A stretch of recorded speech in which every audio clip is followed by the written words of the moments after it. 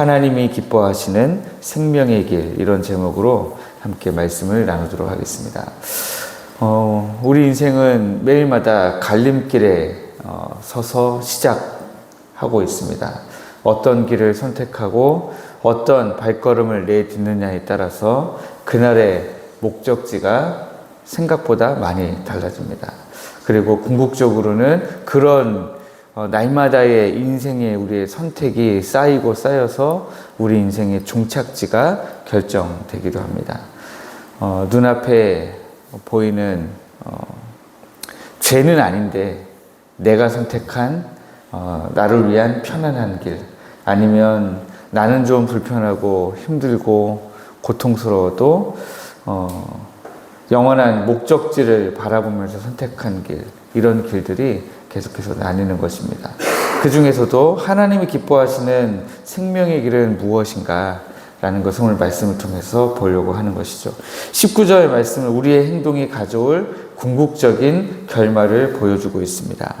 공의를 굳게 지키는 자는 생명에 이르고 악을 따르는 자는 사망에 이른다 라고 기록하고 있습니다.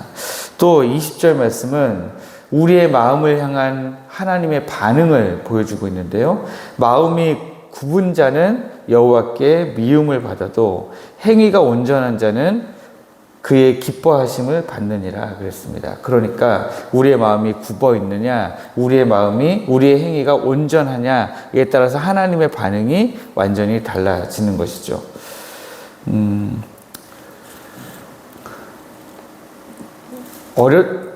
내가 어떻게 행동하느냐에 따라서 다른 사람의 반응이 어떤가, 이것도 우리가 굉장히 신경을 많이 쓰잖아요.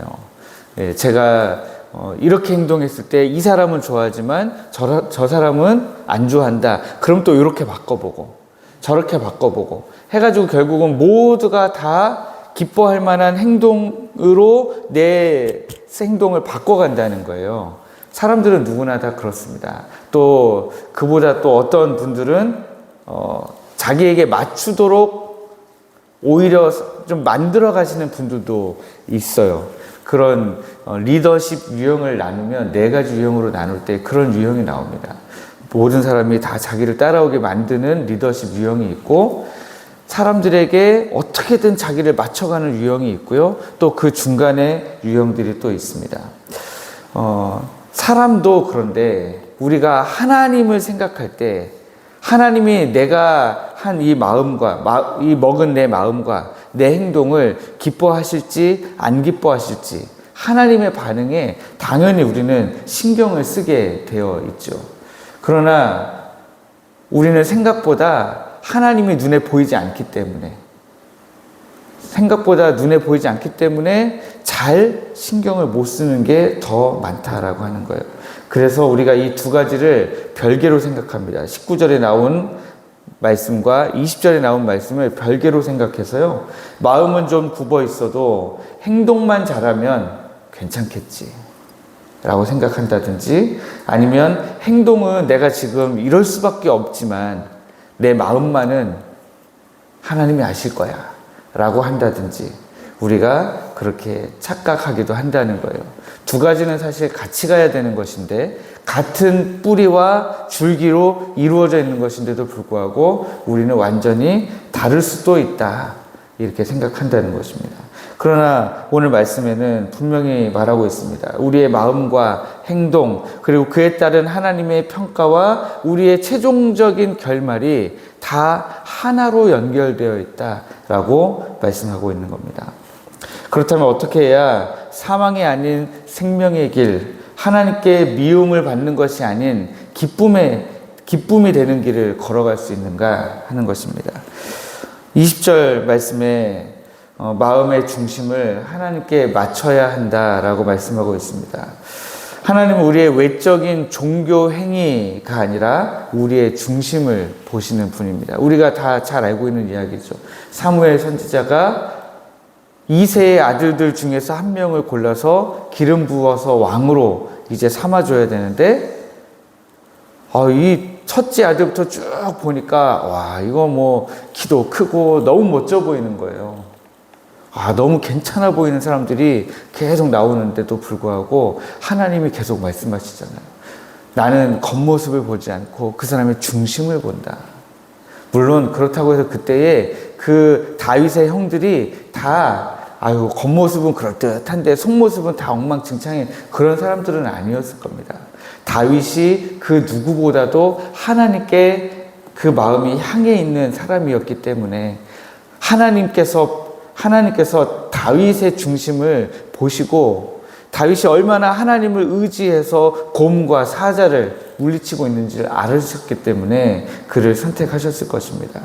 그러나 우리는 하나님께서 중심을 보시는 분이다라는 사실을 기억해야 됩니다. 마음의 구분자는 자기 생각과 세상의 기준으로 왜곡되어 있어서 하나님과 다른 방향을 보면서도 나는 하나님과 같은 방향을 보고 있어 라고 생각하는 사람이에요. 하나님 이런 마음을 되게 안 좋아하시죠. 예. 겉으로 봤을 때는 누가 봐도 신앙인이에요. 그런데 속으로 보면 하나님의 말씀에 순종하는 길을 걷고 있지 않습니다. 하나님 이런 마음을 미워하신다라고 이야기합니다. 모든 사람이 봤을 때는 모르죠. 그 사람의 저도 들어갈 수 있습니다. 그러나 하나님이 보셨을 때는 완전히 다른 신앙이죠. 반면에 행위가 온전한 자는 어떤 사람입니까? 그 마음의 중심이 하나님을 향해 곧게 뻗어 있는 사람이죠.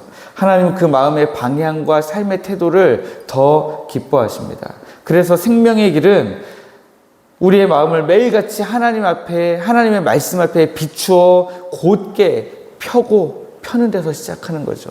날마다 말씀의 다리미를 들고 우리의 마음을 곧게 펴는 것입니다. 둘째는 삶의 걸음으로 공의를 지켜가는 것입니다. 하나님을 향한 온전한 마음은 공의를 굳게 지키는 삶으로 반드시 나타나게 되어 있습니다. 우리가 흔히 열매 맺는다라고 하는 것입니다. 여기서 굳게 지킨다라는 것은 한 번 잘하고 끝나는 것이 아니라 계속해서 어떠한 상황 속에서도 하나님의 말씀을 붙들고 그 말씀대로 살아가려고 끈질기게 매달리는 것을 이야기합니다. 세상이 우리에게 야 이게 더 괜찮아 하고 유혹하고 야 나라면 차라리 이거 집어 던지고 그거 한다 라고 우리의 마음을 충동질하고 우리의 마음속에 끊임없이 우리가 잘못된 길로 나가도록 굳게 지키지 못하도록 우리를 충동질할 때라도 우리가 끈질기게 하나님이 무엇을 기뻐하시는가 우리가 흔히 말하죠. 정신줄 끝까지 붙들고 하나님의 말씀 앞에 서려고 노력하는 것입니다. 때로는 우리가 그냥 에이 나도 이젠 더 이상 모르겠다. 이건 내 탓이 아니야 라고 생각하고 모든 것을 그냥 사단 마귀가 인도하는 대로 가는 게 쉬워 보일 수 있어요. 그게 더 편안한 길일 수 있습니다. 그런데 우리는 의도적으로 더 어려운 길, 더 손해를 보는 길, 더 힘들고 괴롭지만 우리 하나님이 기뻐하실 그 길을 선택할 줄 알아야 한다는 것입니다. 바로 그 선택의 걸음걸음이 모여서 우리를 생명의 길로 인도하게 되는 것입니다. 우리 인생을 한 그루의 나무라고 생각해 보시면 마음은 땅속에 있는 뿌리와 같습니다. 뿌리가 굽어있고 뒤틀려 있으면 그 나무는 결코 공이라는 열매를 맺기 어려울 겁니다. 그러나 뿌리가 하나님을 향해 온전히 뻗어서 생명의 물을 빨아들이고 있다면 거기에서 열리는 열매는 정말 맛있는 공의의 열매가 맺을 겁니다. 나를 위한 것일 뿐만 아니라 모두를 위한 생명의 열매가 거기에 열리게 될 것이죠. 이제 우리가 말씀을 살아내기를 원합니다. 말씀을 우리의 온 삶으로 살아내기를 원합니다. 여러분 오늘 하루 동안 하나님을 향해 우리의 마음이 곧게 뻗어가도록 하나님의 말씀대로 우리가 하나님께 우리의 마음이 향해 있도록 우리의 발걸음이 하나님이 기뻐하시는 발걸음 되도록 우리가 한번 오늘 좀 더 신경 쓰고 좀 더 힘써서 끈질기게 말씀을 붙들고 악한 사단마귀가 그 어떤 방식으로 우리를 충동질하더라도 우리를 유혹하더라도 우리가 넘어가지 말고 오늘 하루 하나님이 기뻐하시는 생명의 길을 걸어가는 여러분들 모두의 삶이 되기를 주님의 이름으로 축복합니다.